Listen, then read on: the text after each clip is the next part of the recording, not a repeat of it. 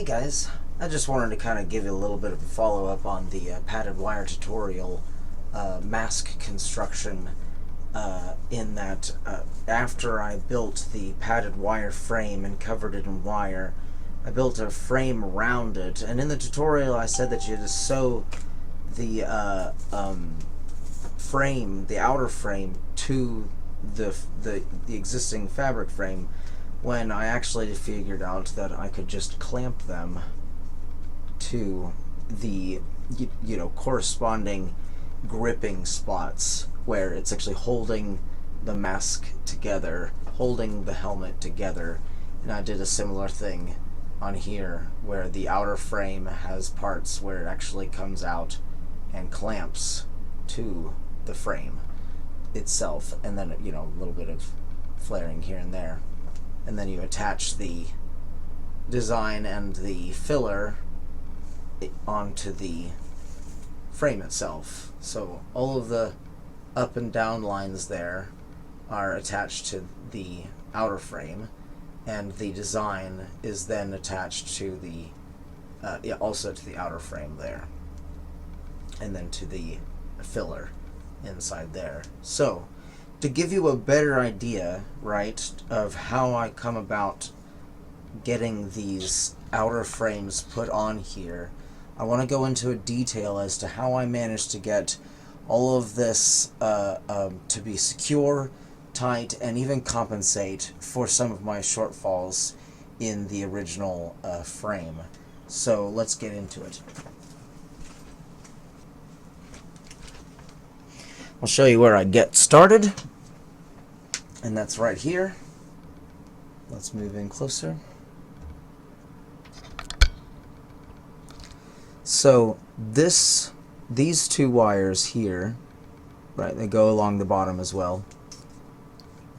So anything that happens up here is mirrored down here. So let's concentrate on the top.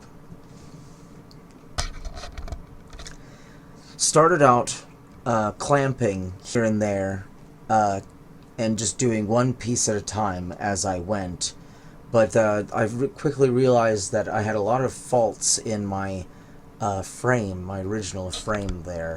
So I had to restart and come up with a way to have its shape work in my favor.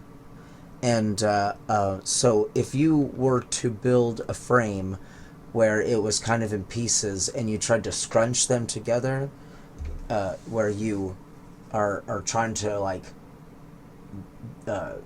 this one is pulling this one and this one and this one, so it's all uneven. What you want is for this end to be pulled by this end. However you do it, you want there to be a complete line, a tight line, from the front to from one end to the other, so that it can be as few clamps as possible. And I'll show you the clamp on the inside here. It just wraps around the edge there. As well as here, there are two clamps that go inward like that, not even attached to here. If they were attached to here, it would, so I would be clamping this, it would move this, and if I clamp that, it would move this. So this is separate for that reason there. And it's nice and tight, it's not going anywhere. Now, the way I achieved this was, I have the front wires here, and I go up here, down, and then out, and end it there. So if I were to pull this, there's no strength to it, right? There's nothing keeping this from sliding that way. So I can't pull on this, which gives me the opportunity to end a wire here. So from here, I can pull from there because it is reaching all the way to the front, which is then attached to this wire that we've begun with, that we had started with. And then that wire, starting here, goes back, up, to forward, and down. And this crucial that, like, all these wires are just two doubled up. So when you're mapping out your frame, your outer frame, You have to keep in mind that every wire is going to be accounted for, 2 wires accounted for, with the exception of a few impossibilities without compromising. I guess I could have come down from here, but I suppose that was more of a lack of foresight. Now, here, this wire here is the one actually clamping to the back. This wire doubled up in the back is the one that comes down, goes back, and comes around. And this wire also supports, it's also connected to this one. So let's take a look at this wire here. This wire is going over, under, over again, up, and around. So this is clamping, right? Now from this angle here, we're going down this way, up this way, up again, and then clamping here. So this here, this wire is pulling and pulling up. So we've got a nice, secure, many angles, nothing is going to slide around, totally secure in that regard there. And it's connected here, which is, let's look at the bottom. So we're looking at the bottom here now. This wire was going up, it goes this way, and it comes down, up and clamps around. Then this wire here goes around this way, down, and clamps. Now, to complete this side without it coming up, I don't need to clamp this way. I just need to get them to be attached to the sides there. So that all of that is connected there.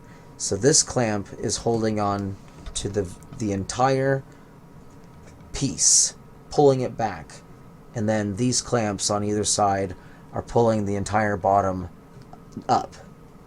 Now let's flip it over again, and we'll look at this one here. This one was a bit more of a challenge because I didn't know where to start. I knew I had to clamp here and over here somewhere. Let's move back a bit. I knew I had to clamp here and somewhere back here. I couldn't clamp here, and it's possible I could have clamped here. Trouble with clamping here or here is that my arm is going to be mostly rubbing against that. So I didn't want to have those sort of things there. So I solved that by having the wire bend under instead. So this clamp is actually pulling down, and this clamp is pulling that way. And because this clamp is attached to this one, this is also clamped, they're all clamped the same thing. They're all attached, and it's not going anywhere, even this part here. So the way I started it was I thought that I could just have a wire come up, go there, come down, and go across. But that would have left there a joint here where I would have needed to have another wire coming up this way, going down, and coming this way while this is clamping, and it just didn't add up. There wasn't enough wires to account for doubling up. So I then just created these pieces here, from here, up, over, this way, and then all the way around. So all of this is one piece. So it starts up there, goes this way, up, over, and down, all to account for 2 wires. And then this wire here on this side goes down, under, clamps along the way, and comes around the other side there. You can see it on the underside there. Alright, so the idea is to just simply have the whole thing support itself with as few clamps as possible, just for aesthetics, and also you're trying to compensate for a lot of shortcomings as well, especially if you're doing this in the beginning. I'm still pretty new, so you can see a giant gap there, which I managed to fix with the frame. I also have quite a few gaps here where you can stick your fingers in areas there. So don't be afraid to compensate. And even then, in a lesson in making mistakes, let's take a look at the stand here to give you an idea of what's under all that fabric. Is that you'll make mistakes like this, where I accidentally measured them differently and didn't realize it until it was a little late.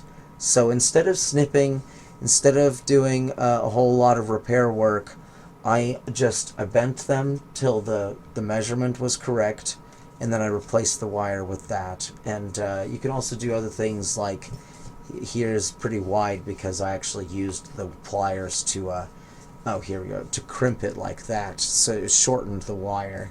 All this is going to be covered up, so it's not too terribly bad. I also had to find ways to figure out what to do with those. All I did was just find ways for them to become parts of the strength of the structure.